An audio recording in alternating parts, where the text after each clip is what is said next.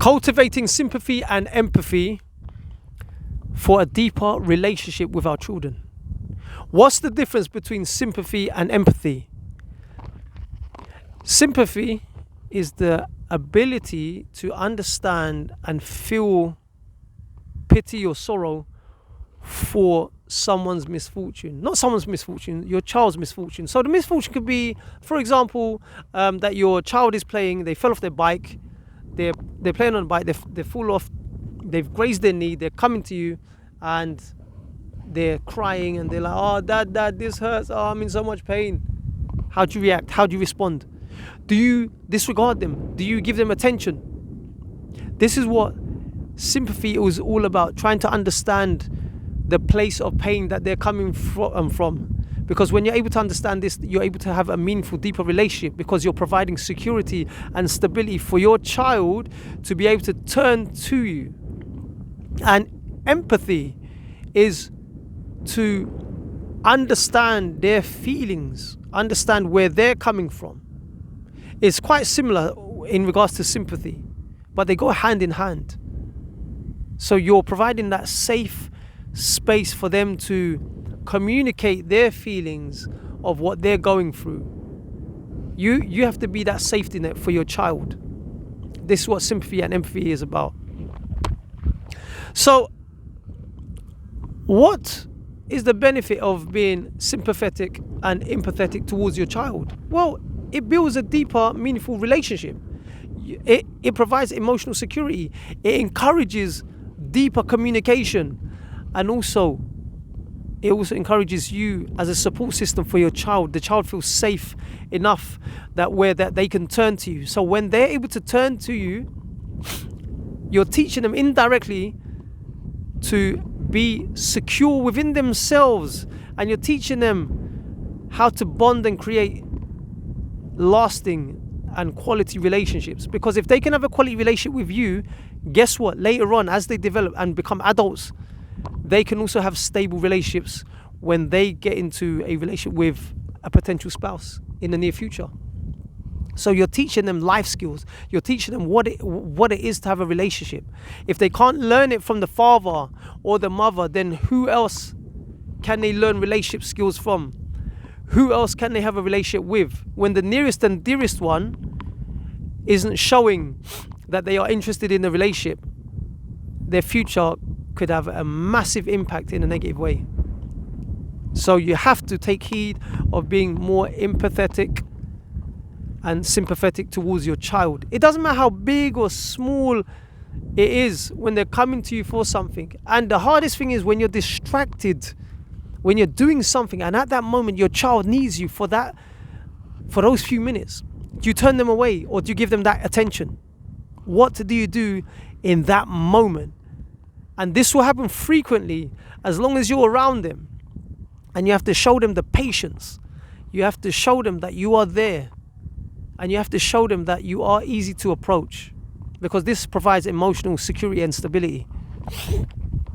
So, how do we become good at empathizing and sympathizing? Well, the first thing is this: to actively listen. That means to put away forms of distraction. So if you're on your phone and your son or your child is coming towards you and they're asking you for something, face them, put the phone down, just stop for that moment if you're able to. If it's not out of urgency when you're doing something, if it's generally they're coming up to you and you're in a position where you can stop, actually you can give them that time. Give them that time, because they're not going to take up the whole of your day. It's just that moment. They just want to feel that when they're vulnerable, that they want to feel safe enough that they can come up to you for help, for advice, just to know that you got their back. That's all they want, and they want that constant reassurance throughout the day or whenever you're around. They just want to know that I'm safe, I'm protected, I'm in a safe environment. And this is the role of a father, to be that source of a protector, that kind of a protector where you're offering emotional support, where you are the safety line, the safety net of emotional support in their life as they're developing and they're growing up. And also validate their feelings. Don't undermine their feelings. It might be small to you, but it's big to them. If they're crying about the smallest of things, like a little graze or a little scratch, they just want that reassurance. Really what it is just attention. And the way you handle attention is you have to be very, very tactful, without disregarding them, without making them feel, it's nothing, don't worry about it. Yes, in some cases, there's a time and a place where you can do that, but you first have to establish a relationship with them. And do not frequently turn them away, especially if you're busy, because these are the testing times. They'll come up to you when you're either on the phone or you're speaking to someone or you're doing something. These are the times that you'll be distracted by your children. And it's not even a distraction, sorry. I'll take that phrase back. It's a necessity for them. And they're constantly testing you to see if you are there for them, if you have their back. Don't just say it, be it, do it, show it, and also say it. Encourage them and embrace them. So this is what you need to do to be more sympathetic and empathetic. And when they come to you, do not judge them. Just listen attentively. Sometimes don't even say anything. Just say, just minimum feedback. Just listen more and talk less. And when you do talk, don't judge, don't criticize, don't ridicule. What you want to do is ask open-ended questions. Investigate more. Reason why? Because it shows that you're listening. Reason why? Because it shows that you're interested. Reason why? It shows them that you care and you love them. You love them enough that you're paying attention to detail because of the fact that you're asking them open-ended questions. That's how important engaging is. When you're engaging, not just with your ears, you're also engaging with asking open-ended questions. And this is the thing that builds deeper connection with your child.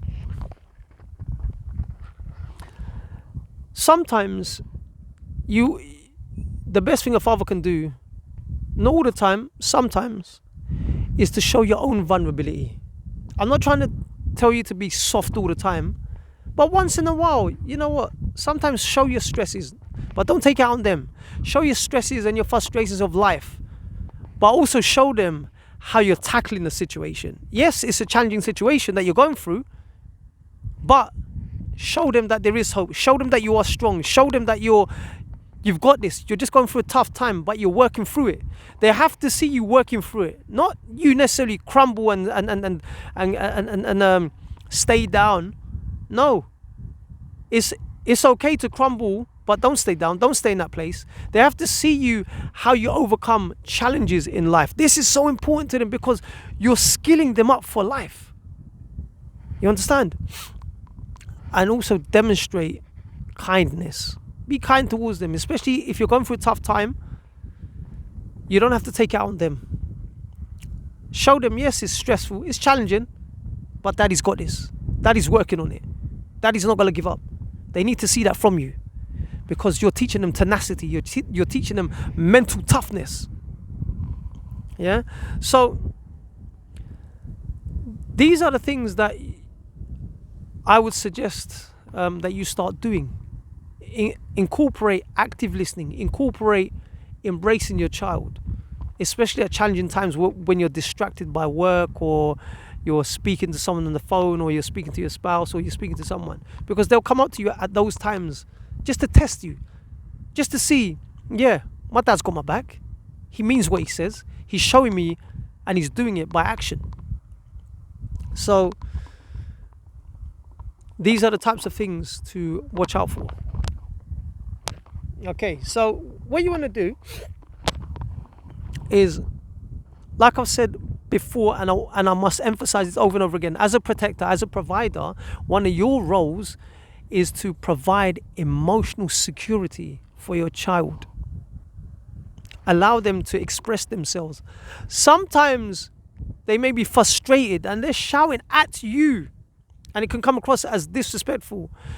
But it could also be maybe they're so overwhelmed, they don't have the answers to their problems. They can't quite get their thoughts together and they need a bit of help from you. And the way you help them is calmness, active listening.